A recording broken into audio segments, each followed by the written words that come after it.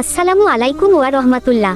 বন্ধুরা, আপনি কি জানেন আপনি এখন এমন একটি সুসংবাদ শুনতে চলেছেন যা আপনাকে সরাসরি জান্নাতে নিয়ে যেতে পারে। ধৈর্য আর পুণ্যের মাস, বরকত আর মাগফিরাতের মাস, পবিত্র রমজান আমাদের দরজায় করা নাড়ছে।